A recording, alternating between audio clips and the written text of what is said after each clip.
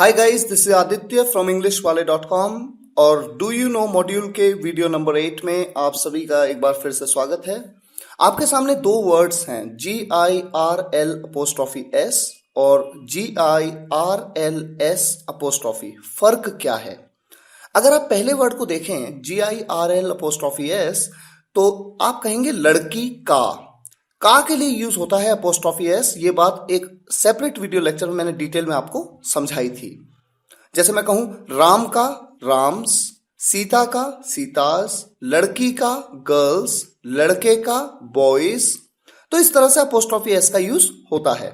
लेकिन जो दूसरा वर्ड आपके सामने है GIRLS और उसके बाद अपोस्ट्रोफी लगी है और अपोस्ट्रोफी के बाद कोई एस नहीं है, तो इस वर्ड का क्या मतलब है, ये बात इस वीडियो लेक्चर को देखने के बाद आप आसानी से समझ जाएंगे। और अक्सर कंपटीशन एग्जाम्स में इस तरह की कंफ्यूजन को दिया जाता है और अक्सर हम इसमें गलती कर जाते हैं। आइए शुरुआत करते हैं। सबसे पहले देखिए, अयांश का भाई बहुत सिंपल है, आप कहेंगे अयांश's ब्रदर। आरोही के पापा, आरोही's फादर। अंजलि की मम्मी, अंजलि's मदर। मोबाइल का चार्जर, मोबाइल्स चार्जर। अब आपके सामने आया लड़की का भाई।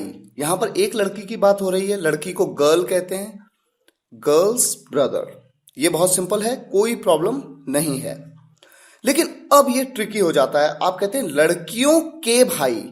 अब देखिए यहां पर एक लड़की नहीं है बल्कि एक से ज्यादा लड़कियां हैं। चूंकि ये प्लूरल है तो गर्ल का प्लूरल क्या होता है, गर्ल्स, GIRL और उसके बाद S लग जाता है।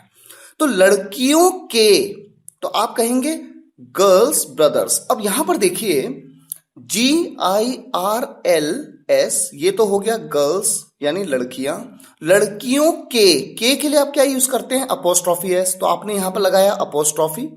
लेकिन उसके बाद वाला एस नहीं लगाया जाता ऐसे वर्ड्स के साथ जिनके एंड में ऑलरेडी एस होता है। यानी आप ये जान लीजिए, जो प्लूरल वर्ड्स जिनके एंड में एस होता है उनके लिए का के सेंस के लिए अपोस्ट्रोफी एस नहीं बल्कि केवल अपोस्ट्रोफी लगा देते हैं, उसके बाद वाला एस नहीं लगाया जाता। तो ये है आपका कॉन्सेप्ट।